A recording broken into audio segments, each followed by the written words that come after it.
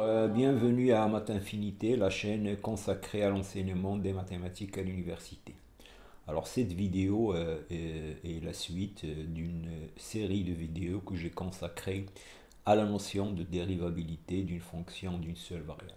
Alors j'ai posté une vidéo sur les définitions de la dérivabilité, ses premières propriétés, une sur la formule de Leibniz, une sur le théorème des accroissements finis et une sur la formule de Taylor-Lagrange. Alors aujourd'hui, donc, je vais commencer par une vidéo où je corrige des exercices sur la dérivabilité et sur des applications du théorème des accroissements finis et la formule de Taylor-Lagrange. Alors, si tu es nouveau, alors bien sûr, tu peux aller faire un tour du côté de la playlist consacrée au fondement de l'analyse. Il y a beaucoup de vidéos, notamment la série de vidéos dont je viens de parler. Alors, il y a d'autres playlists consacrées à un contenu adapté à l'enseignement supérieur. Alors bien sûr, liker, s'abonner, partager permet à la chaîne d'atteindre un large public. Alors allons-y. Alors le premier exercice, donc on prend une fonction de R dans R et on veut calculer ses limites là. Voilà, alors donc ça l'idée c'est de reconnaître la limite du taux d'accroissement et appliquer la formule qui donne la dérivée. Voilà, donc il s'agit d'arranger ça pour le faire apparaître comme limite de f de x moins f de a sur x moins a lorsque x tend vers a et dire que c'est f' de a. Voilà, donc ça c'est le premier exercice. Alors, pour illustrer encore cette formule, donc on a une série de calculs de limites. Donc là, toujours dans le même esprit, appliquer la définition de la dérivée pour calculer des limites. Voilà, donc je vous invite à faire ces exercices avant de regarder la solution. Alors, le troisième exercice, c'est montrer qu'une fonction f est de classe C2. Alors je rappelle qu'une fonction f est de classe Cn si ses dérivées jusqu'à l'ordre n existent et la dérivée d'ordre n est continue. Voilà, donc là le truc c'est la continuité de, alors ici dans notre cas, il faut montrer que la fonction est dérivable à l'ordre 1 et à l'ordre 2, et c'est pas suffisant. Il faut montrer que la dérivée seconde est continue. Voilà, donc ça c'est un classique. Et finalement, on va montrer une série d'inégalités. Donc voilà la première inégalité, x sur x plus 1 inférieur à log de 1 plus x inférieur à x. 1 moins x carré sur 2 inférieur à cosinus x pour x strictement positif, et x moins x au cube sur 6 inférieur à sinus x inférieur à x pour x strictement positif, une inégalité pour l'arc sinus et une inégalité pour l'arc tangente. Alors ici, l'objectif c'est d'utiliser le théorème des accroissements finis et parfois on aura besoin d'utiliser un théorème plus général qui est le théorème de Taylor-Lagrange. Alors je rappellerai tout à l'heure ces deux théorèmes quand on abordera la solution de cet exercice. Voilà, donc là vous avez les exercices, donc vous pouvez arrêter la vidéo et essayer de les faire. Alors allons-y, ces limites. Alors commençons par la première. Donc comme je l'ai dit, l'idée c'est de faire apparaître la limite de f de x moins f de a sur x moins a lorsque x tend vers a. Donc ici, donc on va écrire ça f de 2x moins f de 0 sur x, moins f de 2x moins f de 0 sur x. Alors ici, les f de 0 simplifient, donc ici moins f de 0, ici plus f de 0, donc bien sûr on a cette égalité. Et ça, c'est la dérivée de la fonction f de x en 0, et la dérivée de la fonction f de x, qui est la composée de f avec 2x, c'est 2 fois f' de 2x. Et donc on trouve ici 2 fois f' de 0 moins f' de 0 égale à f' de 0. Ça, c'est la dérivée de la fonction f en 0. Alors, cette formule ressemble à celle-là pour une fonction particulière, donc cette fonction-là. Si je considère la fonction g de x égale à cosinus de f de x, alors bien sûr, puisque f est dérivable et la fonction cosinus est dérivable, cette fonction est dérivable comme composée de deux fonctions dérivables. Sa dérivée, c'est moins f' sinus de f de x, parce que la dérivée du cosinus, c'est moins sinus. Et je remarque que cette quantité, c'est moins la limite de g de 2x moins g de x sur x. Et j'applique cette formule. Donc c'est moins g' de 0. Et donc c'est f' de 0 sinus f de 0. Voilà, donc ça c'est juste pour appliquer la limite du taux de variation. Alors pour la dernière, je fixe x, puisque là la limite c'est h, x est fixé, et je considère cette fonction-là en h. Donc voilà, donc cette fonction. Alors je remarque que cette fonction est dérivable. Alors sa dérivée ici, c'est la dérivée par rapport à h, donc c'est 1. Ça c'est une constante. Et moins la dérivée de ça par rapport à h. Alors c'est la dérivée de cette fonction par rapport à h qui est égale à 1 fois f' de x plus h. Et bien sûr, si vous calculez u de 0, c'est 0. Puisque ici, vous aurez x f de x moins x f de x. Et ça donne bien 0. Et donc, notre quantité, ça c'est u de h moins u de 0 sur h. Et donc, c'est u' de 0. U' de 0, c'est f de x moins x f' de x. Et on a... Voilà.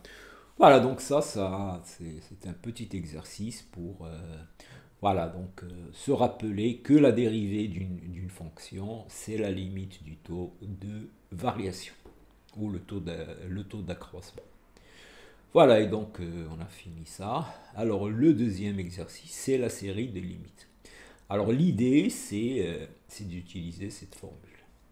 Limite lorsque x tend vers a de f de x moins f de a sur x moins a égale à f' de a. Alors bien sûr, ici, on a 0 sur 0, donc voilà. Bon, alors l'idée, donc, c'est d'écrire ça sous cette forme. Donc ça, c'est le taux de variation de exponentielle en 0. Donc ça, c'est exponentielle de x moins exponentielle de 0 sur x moins 0. Et on a 1 sur sinus x sur x, et ça c'est sinus de x moins sinus de 0 sur x moins 0. Donc la limite ici, c'est la dérivée de exponentielle en 0, c'est exponentielle 0 égale à 1. Et ici, c'est la dérivée du sinus, qui est le cosinus en 0, c'est égal à 1. Et on a la formule. 1 sur 1 égale à 1. Voilà. Alors ça, la même chose. Donc ici, je remarque que ça, c'est sinus de x moins sinus de e. Et ça, c'est log de x moins log de e. Donc je peux faire comme tout à l'heure. J'écris ça comme ça. Je calcule. Donc c'est cos de e, et ça c'est la dérivée du log, qui est 1 sur x, donc c'est 1 sur e. et on a la formule. Alors ici, donc, je vais développer ça. Donc il y aura x moins a, x plus a. Donc voilà, alors x plus a, la limite de x plus a, c'est 2a. Donc ça pose pas de problème. Et ici, c'est f de x moins f de a sur x moins a avec f, la fonction sinus carré de x. Donc la dérivée de la fonction sinus carré de x, c'est 2 fois la dérivée du sinus qui est cosinus fois sinus. Donc j'obtiens ça. Et si je divise par 2a, je vais avoir égal à ça. Et là, je remarque que ça c'est f de ax plus 1 moins f de x moins f de 0, avec f c'est cette fonction, puisque f de 0 c'est 0. Et là, la même chose. Et donc, on a cette formule. Et donc, les dérivés, c'est alors attention, la dérivée de log de ax plus 1, c'est a sur ax plus 1. Donc, c'est a sur ax plus 1. En 0, ça donne ça. Et là, la même chose, la dérivée de ça, c'est b sur b fois 0 plus 1 égale à b. Et on a la formule. Alors pour l'autre, c'est rapide, ça c'est f de x moins f de 0 sur x moins 0, où f est cette fonction, donc ça c'est f' de 0. f' de x c'est 10x plus 1 à la puissance 9, et donc je trouve rapidement 10 ici. Alors, donc ça, je remarque que je suis en pi sur 4. Donc, si je remplace ici par pi sur 4, donc je obtiens racine de 2 sur 2 plus racine de 2 sur 2, donc racine de 2, donc c'est 0. Et si je remplace ici par pi sur 4, j'aurai racine de 2 sur 2 moins racine de 2 égale à 0. Donc là aussi, je suis dans la situation f de x moins f de pi sur 4, x moins p sur 4, où f de x c'est cette fonction, et g de x c'est cette fonction. Et donc, voilà, donc je pose ça, et donc je vais avoir f' sur g', et f' en pi sur 4, donc c'est 0, et g', puisque la dérivée de ça c'est cosinus x moins sinus x, donc en pi sur 4 ça donne 0, et là la dérivée en pi sur 4 c'est cosinus x plus sinus x, c'est différent de 0, donc 0 sur quelque chose, ça donne 0. La dernière, c'est la même chose, donc là c'est la même situation, donc f de x c'est cette fonction-là. Et voilà, donc je prends cette fonction. Alors attention, la dérivée, c'est la dérivée du sinus, c'est cosinus, fois la dérivée de cosinus moins sinus de sinus x. Donc il faut faire attention. Et on calcule f de pi. Sinus de pi, c'est 0. Sinus de 0, c'est 0. Et donc ça donne 0. Voilà. Alors maintenant, cet exercice, on veut montrer que cette fonction est de classe C2. Alors d'abord, il faut donc sur R, donc il faut que je montre que cette fonction est dérivable à l'ordre 2, que f et f' et f seconde existent, et f seconde est continue en 0. Alors allons-y. Alors je remarque que pour x différent de 0, la fonction x à la puissance 5 est de classe C infinie.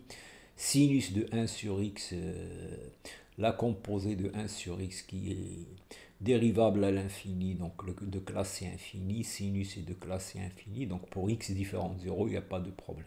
Donc il y a juste un problème en 0. Donc il faut d'abord que je montre qu'il est dérivable en 0. Je calcule sa dérivée en 0 et je montre que la dérivée, la fonction dérivée aussi est dérivable en 0 et je montre que la dérivée seconde est continue. Alors, allons-y. Donc, d'abord, pour x différent de 0, je calcule la dérivée seconde. Donc ici, c'est le produit. Donc là, c'est 5x4 fois sinus de 1 sur x, plus x5, la dérivée de sinus de 1 sur x, c'est moins 1 sur x carré cosinus. Donc moins 1 sur x carré fois x5, c'est moins x3, et cosinus de 1 sur x. Et je peux donc faire la dérivée de ça. Bon, alors la dérivée de ça, c'est 20x3 fois sinus de 1 sur x, plus ça fois moins 1 sur x carré. Donc ça fait moins 5x3, moins 5x carré. Et ici, il y aura un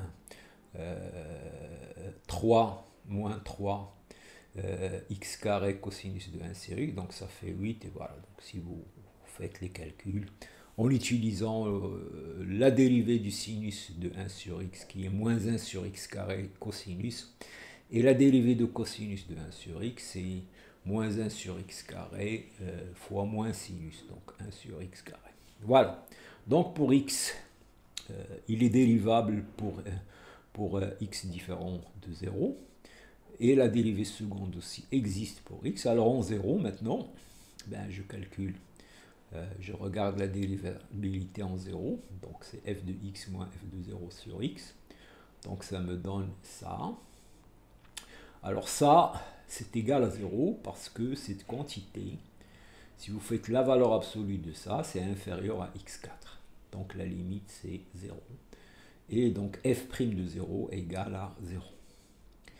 Et maintenant, je calcule la dérivée seconde en 0. Donc c'est la limite de f' de x moins f' de 0 sur x. Donc c'est cette limite-là. Et là aussi, donc c'est égal à 0, puisque ça tend vers 0. Et ça tend vers 0 parce que on a cette formule. Valeur absolue de xn cosinus de 1 sur x est inférieur à valeur absolue de xn, donc ça tend vers 0. Et on a une formule analogue avec sinus. Voilà, donc maintenant on a montré que la fonction f admet une dérivée à l'ordre de f seconde existe pour tout x dans R. Mais ça suffit pas à montrer que c'est de classe C2. Il faut que je montre que f seconde est continue en tout point et en 0 en particulier. Alors f seconde, ben, on vient de la calculer, donc f seconde de x c'est ça, si x est différent de 0, et 0, x égale à 0, donc il va être continu si la limite de f seconde en 0 égale à 0. Mais ça c'est évident, puisque ça tend vers 0, et c'est fini. Donc on a montré que f est de classe C2. Alors attention, donc je répète, f de classe Cn, il faut que toutes les dérivées jusqu'à l'ordre n existent, mais il y a ce terme C qui veut dire continu, donc ça c'est continueusement dérivable. Il faut que la dérivée d'ordre n soit continue. Le théorème des accroissements finis, puisqu'on va l'utiliser dans le dernier exercice. Voilà, donc le théorème des accroissements finis, donc il dit la chose suivante: si vous avez une fonction continue sur un intervalle fermé borné et dérivable sur l'intervalle ouvert correspondant, alors il existe une constante c telle que f de b moins f de g égale à f' de c b moins a. Voilà, donc ça, alors j'ai consacré toute une vidéo à ce théorème où je l'ai démontré, donné beaucoup d'applications de ce théorème, donc vous pouvez consulter la playlist consacrée à l'analyse. Alors ce théorème a une généralisation qui est la formule de Taylor-Lagrange. Donc ici, au lieu de ça, on le fait à l'ordre pour n égale à 0. Maintenant, on prend n quelconque. Donc j'ai une fonction f, donc dérivable jusqu'à l'ordre n. Donc les dérivées jusqu'à l'ordre n sont continues sur l'intervalle AP. Et la dérivée d'ordre n plus 1 est définie sur AP. Donc ça veut dire la fonction a une dérivée d'ordre n plus 1 sur l'intervalle ouvert. Alors il existe une constante C telle que f de b égale à f de a plus b moins a f' de a plus b moins a à la puissance n sur factoriel n. Et il y a un reste ici, b moins a à la puissance n plus 1 factoriel, fn plus 1c. Voilà, donc ça, c'est... voilà, alors pour n égale à 0, ben vous allez trouver ici f' de c, b moins a sur factoriel 1. Donc voilà, donc le résultat, ce théorème généralise le théorème des accroissements finis. Alors c'est un grand théorème en analyse. Bon, alors là aussi j'ai consacré une vidéo à ce théorème, sa démonstration et ses applications. Alors on va utiliser ça pour démontrer des inégalités. Alors allons-y. Alors d'abord cette inégalité, donc alors l'idée c'est d'appliquer le théorème des accroissements finis à cette fonction et fixer x. Donc je fixe x. Voilà, donc si x égale à 0, ben, c'est vrai. Donc là j'aurai 0, 0, 0. Donc je suppose que x est différent de 0. Alors je distingue deux cas. X strictement négatif entre moins 1 et 1. Alors donc je considère cette fonction là. Alors attention, ici x il est fixé, maintenant on a une nouvelle variable qui est t. Et donc je dis que cette fonction est continue sur l'intervalle x0. Il est dérivable sur l'intervalle x0 ouvert. Et donc d'après le théorème des accroissements finis, il existe c entre x et 0, tel que log de 1 plus x égale log de 1 plus x moins log, donc moins log de 0. Log de 1 plus 0, c'est 0, égale à x moins 0 fois la dérivée. La dérivée de cette fonction, c'est 1 sur 1 plus t en c. Et donc voilà. Donc ça, c'est le théorème des accroissements finis appliqué à cette fonction. Donc si je l'appelle f, j'aurai ici f de x moins f de 0 égale à x moins 0 fois f' de c. F' c'est 1 sur 1 plus t, donc je trouve ça. Voilà, donc c'est ça l'idée. Et maintenant, cette information et cette information sont importantes. Donc je sais que x est là et je sais que c est compris en x0. Alors je vais utiliser ça pour déduire l'inégalité. Donc j'ai x supérieur à 1, c strictement inférieur à 1. Donc si je calcule x sur 1 plus c moins x, qui est ça, c'est log de 1 plus x, donc c'est ça. Je vais avoir x moins x, donc il y aura moins c de x1 plus c, donc ça, x est négatif, c est négatif, positif, moins c est négatif, et c plus 1, ici, est strictement positif, donc ça c'est négatif. Et si je fais moins ça, je vais trouver x facteur de x moins c sur log de 1 plus x 1 plus c, donc ça c'est positif, puisque x et c sont supérieurs à moins 1. X moins c est négatif, x est négatif ici, et donc ça c'est positif. Et donc j'ai log de 1 plus x moins x négatif, donc log de 1 plus x inférieur à x, et j'ai log de 1 plus x moins x sur 1 plus x positif, et j'ai montré là l'inégalité. Voilà, donc c'est ça le principe.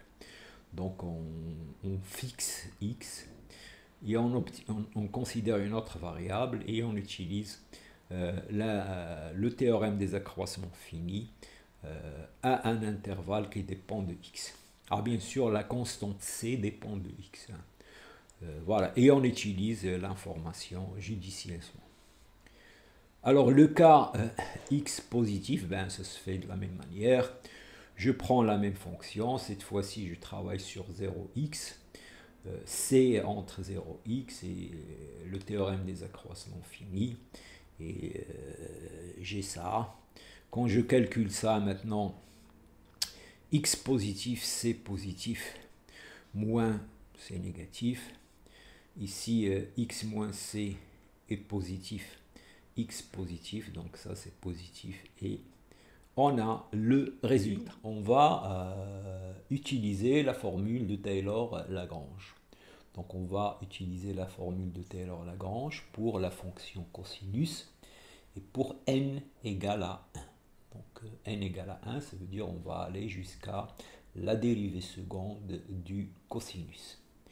Donc bien sûr la fonction cosinus, donc je fixe x.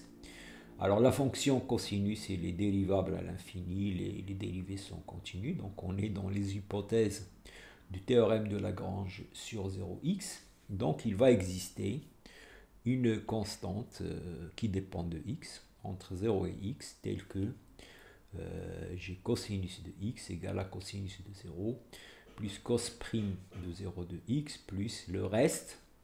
Ici, c'est 1 sur 1 plus 1 factoriel, c'est 2. Et la dérivée d'ordre 2 du cosinus, fois x carré. Donc, fois x moins 0 à la puissance n plus 1. Ici, c'est 2. Alors, maintenant, j'ai cosinus de 0 égale. La dérivée du cosinus, c'est moins sinus. Moins sinus de 0, c'est 0. Et la dérivée du moins sinus, c'est moins cosinus. Donc j'ai ça, moins n demi de cosinus x carré. Et maintenant, ben, je calcule cosinus de x moins 1, x carré sur 2. Donc ça, c'est x carré sur 2, 1 moins cosinus. Le cosinus est plus petit que 1, donc ça, c'est positif. Et donc ça, c'est positif. Et donc ça, c'est positif. Et donc le cosinus est supérieur à moins 1. Alors bien sûr, pour x positif. Alors vous remarquez que si vous prenez x négatif, ici vous aurez moins x carré. Et cosinus de moins x, c'est moins x. Donc en fait, cette relation est vraie quel que soit x dans R. Pas seulement dans R étoile plus. Puisque pour 0, l'inégalité est vérifiée. Voilà. Alors ici, donc, on aura, pour celle-là, on va utiliser le théorème des accroissements finis, et pour celle-là, on va utiliser la formule de Taylor-Lagrange. Voilà, donc là, vous pouvez essayer de le faire en utilisant la formule de Taylor-Lagrange. Donc, d'abord, donc, je fixe x positif et j'applique le théorème des accroissements finis à la fonction sinus sur l'intervalle 0x. Donc il va exister une constante telle que sinus de x moins sinus de 0 égale à x moins 0 fois la dérivée du sinus qui est cosinus. Et ça, bien sûr, est plus petit que x, puisque x est positif et cosinus c est inférieur ou égal à 1. Voilà, donc j'ai cosinus c inférieur ou égal à 1. Je multiplie par x positif, je garde le sens. Et donc voilà, donc j'ai montré que sinus x est inférieur ou égal à x. Alors maintenant, comme tout à l'heure, je vais appliquer le théorème de Taylor-Lagrange à la fonction sinus sur 0x. Alors bien sûr, la fonction sinus, il vérifie toutes les propriétés, les dérivables à l'infini. Et donc, il va exister une constante telle que, alors ici, je vais jusqu'à l'ordre 3. Je prends n égale à 2 dans le théorème, dans l'énoncé du théorème. Donc, je vais avoir sinus x, sinus de 0, sinus prime de 0, 1 sur factoriel des sinus secondes plus 1 sur factoriel 3, la dérivée d'ordre 3 au point Cx fois x3. Alors ici, c'est 0. La dérivée du sinus et cosinus de 0, c'est 1. Là, c'est 0. Et là, je vais avoir moins cosinus. Et donc, j'ai cette relation. Sinus de x égale à x moins 1 sur cosinus de x, x au cube. Et si je fais sinus x moins x plus x au cube, je fais ça moins ça. C'est x au cube sur 6, 1 moins cosinus. Donc 1 moins cosinus est positif. X est positif aussi. Donc j'ai x3 est positif. Et donc voilà. Et on a l'inégalité. Voilà, donc ça c'est une application. Comment on applique le théorème à la fois des accroissements finis et le théorème plus général qui est la formule de Taylor-Lagrange. Bon alors maintenant on va finir rapidement avec ça. Donc là on va appliquer le théorème des accroissements finis pour la fonction arcsinus. Alors arcsinus il est défini sur moins 1, 1. C'est la fonction réciproque de sinus sur moins pi sur 2, pi sur 2. Donc bon il est continu et dérivable. Donc il va exister un C tel que arcsinus de x moins arcsinus de 0 égale à x moins 0 arcsinus prime de C. Arcsinus de 0 c'est 0. La dérivée du arcsinus c'est 1 sur racine de 1 moins x carré. Et donc je vais trouver ça. Bon maintenant j'utilise cette hypothèse que C est positif et inférieur à x. Donc je vais avoir la fonction 1 sur racine de 1 moins x carré est décroissante strictement. Ou bien vous faites c carré x carré moins x carré inférieur à c carré. Vous ajoutez 1, vous faites la racine et vous passez à l'inverse. Donc vous avez ça. Et ça nous donne, ça c'est, je multiplie par x qui est positif. Donc je vais avoir ici x inférieur à ça, mais ça c'est arcsinus. Et j'ai cette relation-là. Et le dernier, pour l'arc tangente, donc là c'est la même chose. J'applique le théorème des accroissements finis à l'arc tangente. Donc je vais avoir arc tangente x moins arc tangente 0, x moins 0 arc tangente prime de c.